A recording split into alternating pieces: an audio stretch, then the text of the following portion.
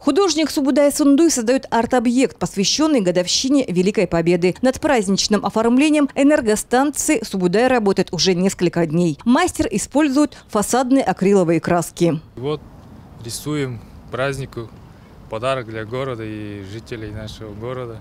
Акция «Краски Победы» проходит по всем городам России. Это своего рода подарок энергетиков россиянам к 9 мая и напоминание о том, что никто не забыт и ничто не забыто. В Кызыле праздничным объектом стала трансформаторная подстанция, расположенная в центре города. Ну вот, например, у нас в Хакасии нарисовали не на трансформаторах, рисуют на заборах, которые находятся возле наших центральных районов, каких-то административных зданиях. А вот у нас было наглядно то, что именно эта подстанция, потому что это центр города, потому что здесь очень много людей проходит, здесь отдыхают горожане. То есть властями столицы было сделано здесь именно все для того, чтобы люди проводили свой досуг. Здесь очень красиво. И нам очень отрадно, что именно трансформаторная подстанция, она находится в том месте, в центральной части города, и со всех сторон ее видно. Пресс-служба ТВА-Энерго разместила объявление в соцсетях о том, что приглашают художников республики для участия в акции «Краски Победы». Субудай Сундуй оказался единственным художником, который откликнулся на призыв энергетиков. А вот эта фотография, которую мы постарались, это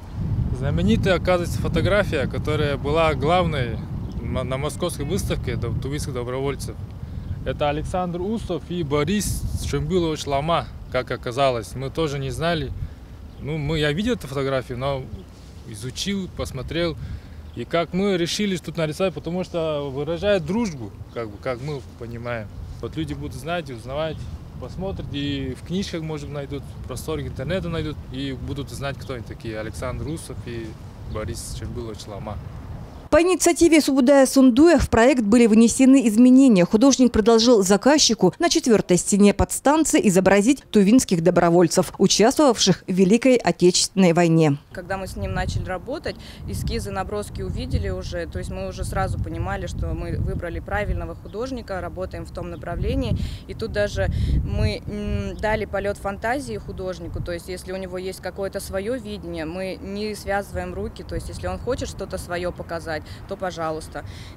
Главная цель художника – увековечить подвиг наших земляков, имена героев и память о Великой Отечественной войне. К 9 мая Субудай завершит свое творение. Энергообъект в центре города превратится в большой праздничный баннер, который станет украшением столицы Тувы. Альмира Синди, Амак Серинол, Культигин Ашина, 108 канал.